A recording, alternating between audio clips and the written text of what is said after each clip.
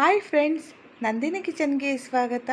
ಇವತ್ತಿನ ವಿಡಿಯೋದಲ್ಲಿ ಸ್ಪೆಷಲ್ ಆಗಿರುವಂಥ ತೆಂಗಿನ ಹಣ್ಣು ಹೇಗೆ ಮಾಡೋದು ತೋರಿಸ್ಕೊಡ್ತೀನಿ. ನೀವು ಕೂಡ ಮನೆಯಲ್ಲಿ ಒಂದ್ಸಲ ಟ್ರೈ ಮಾಡಿ, ಖಂಡಿತ ನಿಮಗೆಲ್ಲ ಇಷ್ಟ ಆಗುತ್ತೆ. ಇದನ್ನು ಹೇಗೆ ಮಾಡೋದು, ಇದಕ್ಕೆ ಏನೇನು ಪದಾರ್ಥ ಬೇಕು ಒಂದ್ಸಲ ನೋಡ್ಕೊಳ್ಳಿ ಫ್ರೆಂಡ್ಸ್.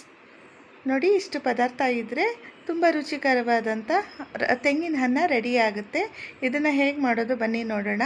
ನೋಡಿ, ಒಂದು ಮಿಕ್ಸಿ ಜಾರ್ ತೊಗೊಂಡಿದ್ದೀನಿ. ಇದಕ್ಕೆ ಒಂದು ಅರ್ಧ ಹೋಳು ನಾನು ತೆಂಗಿನಕಾಯಿ ಕಟ್ ಮಾಡಿ ಹಾಕ್ಕೊಂಡು ಸ್ವಲ್ಪ ನೀರು ಸೇರಿಸ್ಕೊಂಡು ಚೆನ್ನಾಗಿ ಈಗ ರುಬ್ಕೊಳ್ತೀನಿ. ನೋಡಿ, ಇಲ್ಲಿ ರುಬ್ಕೊಂಡಿದ್ದೀನಿ. ಇದನ್ನು ಚೆನ್ನಾಗಿ ಫಿಲ್ಟ್ರ್ ಮಾಡ್ಕೋಬೇಕು. ನೋಡಿ, ಈ ರೀತಿ ತೆಂಗಿನ ಹಾಲನ್ನ ತೊಗೋಬೇಕು. ಮತ್ತು ಇದಕ್ಕೇನೆ ಸ್ವಲ್ಪ ನೀರು ಸೇರಿಸ್ಕೊಂಡು ಮತ್ತೆ ರುಬ್ಕೊಂಡು ಮತ್ತೆ ಫಿಲ್ಟ್ರ್ ಮಾಡ್ಕೋಬೇಕು. ನೋಡಿ, ಈ ರೀತಿ ಫಿಲ್ಟ್ರ್ ಆದಮೇಲೆ ಕೈಯಿಂದ ಒಂದು ಸಲ ಚೆನ್ನಾಗಿ ಹಿಂಗೆ ಹಿಂಡ್ಕೊಂಡ್ರೆ ಅದರಲ್ಲಿರೋ ಹಾಲೆಲ್ಲ ಬರುತ್ತೆ. ನೋಡಿ, ಈ ರೀತಿ ಚೆನ್ನಾಗಿ ಹಾಲನ್ನ ತಗೊಳ್ಳಿ. ಇಲ್ಲಿ ನಾನು 2 ಗ್ಲಾಸ್ ಅಕ್ಕಿ ತೊಗೊಳ್ತೀನಿ.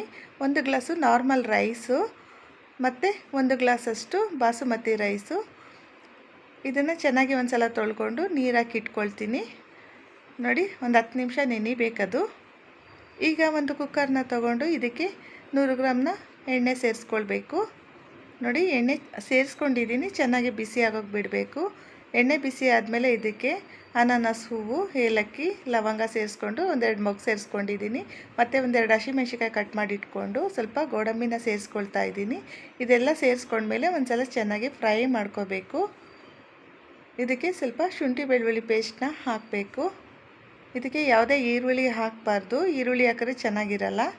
ನೋಡಿ, ಇಲ್ಲಿ ನಾನು ರುಬ್ಕೊಂಡಿಟ್ಟಿರೋಂಥ ತೆಂಗಿನಕಾಯಿ ಹಾಲನ್ನ ಸೇರಿಸ್ಕೊಳ್ತಾ ಇದ್ದೀನಿ. ನಾನು 2 ಲೋಟ ಅಕ್ಕಿಗೆ ಇದು 4 ಲೋಟ ಆಗ್ತಾಯಿದೆ. 3 ಲೋಟ ಹಾಲಾಯಿತು. 1 ಲೋಟ ನಾರ್ಮಲ್ ನೀರು ಸೇರಿಸ್ಕೊಳ್ತಾ ಇದ್ದೀನಿ. ನೋಡಿ, ಈಗ ರುಚಿಗೆ ತಕ್ಕಷ್ಟು ಉಪ್ಪನ್ನ ಸೇರಿಸ್ಕೊಳ್ಬೇಕು. ನೋಡಿ, ರುಚಿಗೆ ತಕ್ಕಷ್ಟು ಉಪ್ಪನ್ನ ಸೇರಿಸ್ಕೊಂಡ್ಮೇಲೆ ಒಂದು ಸಲ ಚೆನ್ನಾಗಿ ಈ ರೀತಿ ಮಿಕ್ಸ್ ಮಾಡ್ಕೋಬೇಕು.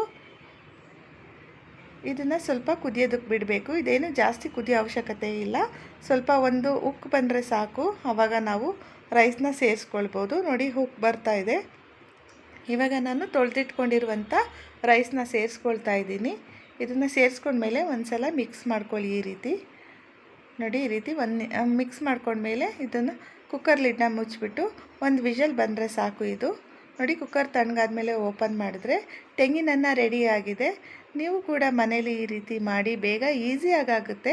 ಇದಕ್ಕೆ ಚಿಲ್ಲಿ ಚಿಕನ್ ಇಲ್ಲ ಕೋಳಿ ಸಾರು ಯಾವುದಕ್ಕಾದ್ರೂ ಕಾಂಬಿನೇಷನ್ ಚೆನ್ನಾಗಿರುತ್ತೆ. ಹಬ್ಬಗಳಲ್ಲಿ ವರ್ಷದುಡುಕು ಮಾಡಬೇಕಾದ್ರೆ ಈ ರೀತಿ ಮಾಡ್ತಾರೆ ನಮ್ಮ ಕಡೆ. ಅದಕ್ಕೆ ನಾನು ನಿಮಗೂ ಕೂಡ ತೋರಿಸ್ಕೊಡ್ತಿದ್ದೀನಿ.